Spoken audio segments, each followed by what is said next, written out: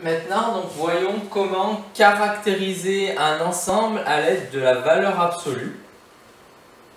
Donc la distance entre deux points de la droite numérique et la différence entre l'abscisse la plus grande et l'abscisse la plus petite.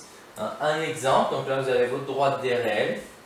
La distance AB, c'est l'écart entre l'abscisse le plus grand et l'abscisse le plus petit. Donc ici, le plus grand c'est 2,29, le plus petit c'est moins 4,5. Donc ça fait 2,29 moins 4,5. Je vous rappelle que moins ça fait plus. 2,29 plus 4,5, ça fait 6,79. Par convention, on dit que la distance entre les nombres réels 2,29 et moins 4,5 vaut 6,79. Donc vous voyez, pas de grosse difficulté ici. La distance entre deux points, c'est la différence, donc la soustraction, l'écart, comme vous voulez, entre le plus grand abscisse et le plus petit. La valeur absolue d'un nombre réel, c'est d'un nombre réel x, c'est la distance entre x et 0. Donc notez x avec une double barre de part et d'autre. De façon générale, en fait, la définition mathématique de la valeur absolue, elle est assez simple. C'est x si x est positif et c'est moins x si x est négatif. Un exemple immédiat, la valeur absolue d'un nombre positif, ce sera toujours lui-même. Donc valeur absolue de 5, c'est 5, valeur absolue de 8, c'est 8, de 12, c'est 12, de 20, c'est 20. Donc là, pas de difficulté majeure. La valeur absolue d'un négatif, c'est son opposé. C'est-à-dire qu'en fait, il suffit de changer son signe. C'est-à-dire qu'il suffit de le passer en positif. La valeur absolue de moins 2, c'est plus 2. La valeur absolue de moins 8, c'est plus 8. La valeur absolue de moins 100, c'est plus 100, etc., etc. Donc la fonction valeur absolue, la valeur absolue, c'est quand même quelque chose, un objet mathématique relativement simple à utiliser. Un exemple, valeur absolue de 2,29. 2,29, vu que c'est positif, c'est lui-même. Donc c'est 2,29. Par contre, valeur absolue de moins 4,5, vu que moins 4,5 est négatif, sa valeur absolue, c'est son opposé, c'est-à-dire plus 4,5. La valeur absolue de moins 4,5, c'est 4,5. En gros, si vous voulez résumer peut-être de façon plus simple, la valeur absolue d'un nombre, c'est uniquement sa partie positive. Donc s'il est positif, c'est déjà OK. S'il est négatif, j'enlève le moins et je garde sa partie positive. Des propriétés du coup. Pour tout nombre réel A positif ou nul, l'ensemble des nombres x qui vérifie valeur absolue de x égale A, c'est moins A ou A. C'est-à-dire si je cherche la valeur absolue d'un nombre égale 8, il y a deux nombres qui ont pour valeur absolue 8. Déjà il y a 8, mais il y a aussi son opposé, moins 8.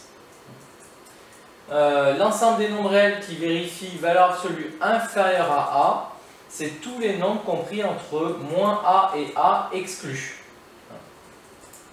Et l'ensemble des nombres réels x vérifiant valeur absolue de x inférieure ou égale à A, c'est l'ensemble des nombres réels compris entre moins A et A inclus.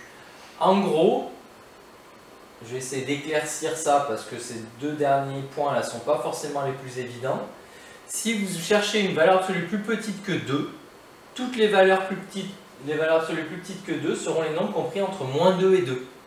Parce que déjà, si je suis plus petit que 2 en étant positif, ma valeur absolue sera plus petite que 2. Mais si je suis plus petit que 2 en étant négatif, ça va marcher jusqu'à moins 2.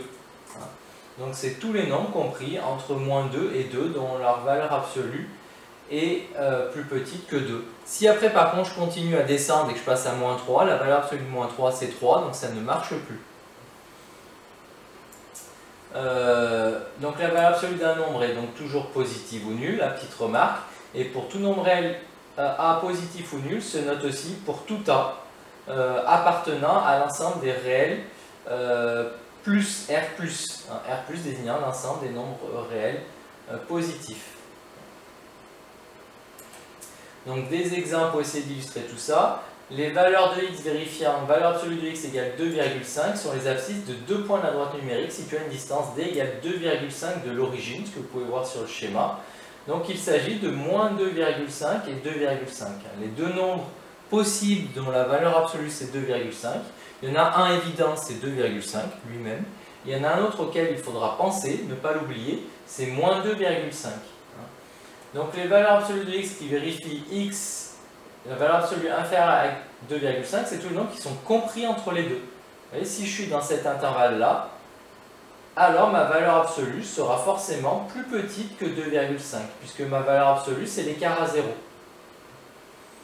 Si par contre je suis en dehors de cet intervalle, alors ma valeur absolue est forcément plus grande que 2,5. Donc voilà pourquoi valeur absolue de x inférieure à 2,5, c'est tous les nombres qui sont dans l'intervalle qui va de moins 2,5 à 2,5.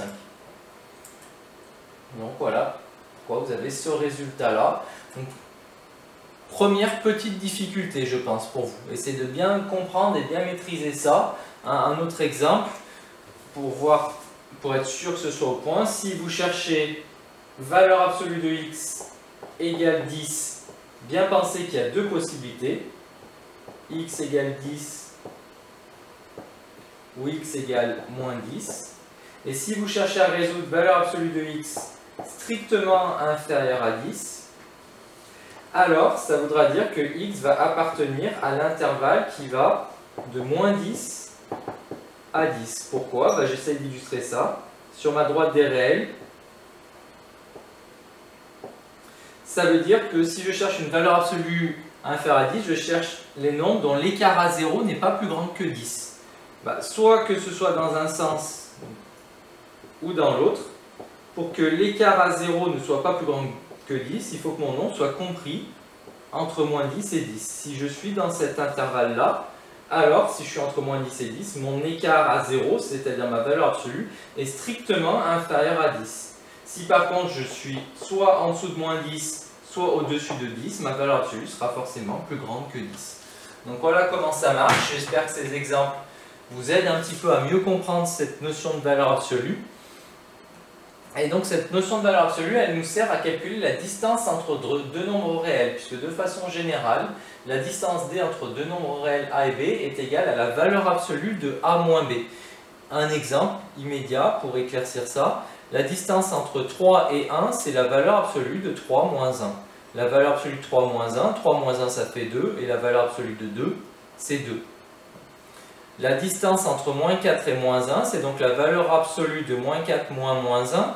Mais moins 4 moins moins 1, ça fait moins 4 plus 1. Moins 4 plus 1, ça fait moins 3. Et la valeur absolue de moins 3, c'est 3.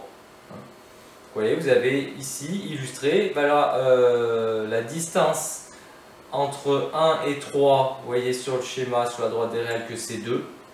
La valeur absolue de 3 moins 1. La distance entre moins 4 et moins 1, vous voyez sur le schéma que c'est 3. La valeur absolue de moins 4 moins moins 1.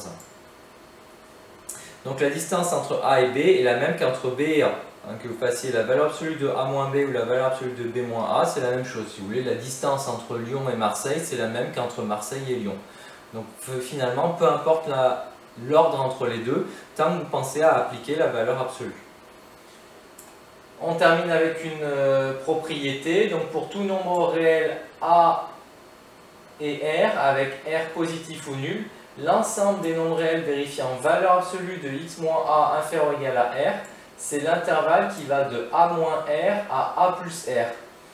Là, c'est si c'est inférieur ou égal, si c'est strictement inférieur, c'est le même intervalle, sauf que évidemment les bornes ne seront pas inclus. Donc là encore, je pense que l'exemple peut vous aider à bien comprendre cette propriété délicate.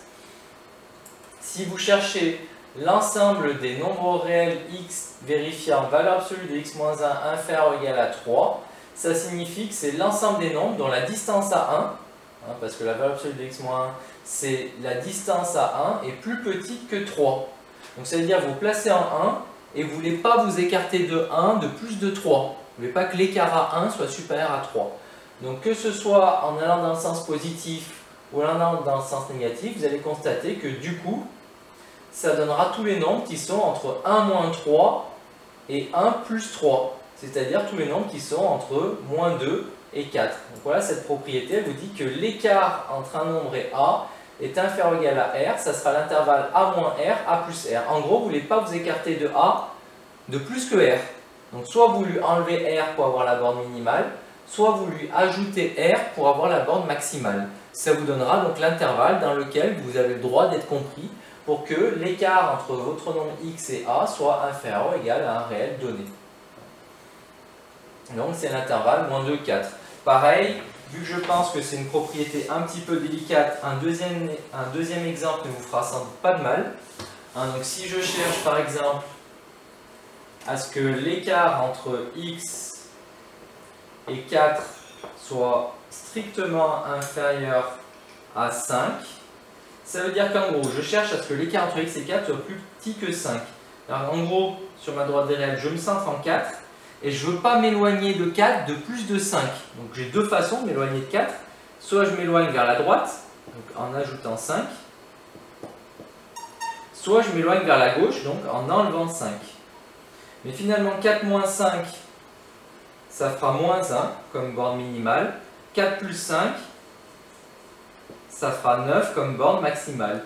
Donc finalement, ça signifie que c'est l'intervalle qui va de moins 1 à 9. Et si on applique la propriété, alors attention, là j'ai choisi volontairement une inégalité stricte. Si j'applique la propriété, on aurait dit donc c'est A moins R. Ici on est dans le cas où A vaut 4, R vaut 5, donc ça fait 4 moins 5. Et A plus R, ici A vaut toujours 4, R vaut toujours 5, donc 4 plus 5.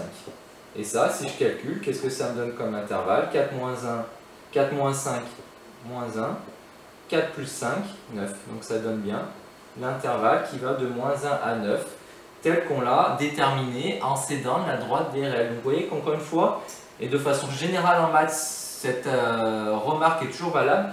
Faire un schéma, essayer d'illustrer les choses peut vous aider à mieux les comprendre. Donc n'hésitez pas, vous voyez mon schéma c'est pas du grand art, hein, mais ça permet de visualiser ce qui se passe et du coup probablement de mieux le comprendre. Donc n'hésitez pas à faire des petits schémas, à représenter les choses pour pouvoir les visualiser et être capable de répondre correctement à la question sans erreur. Voilà, j'espère avoir été clair sur cette première partie. Merci pour votre attention.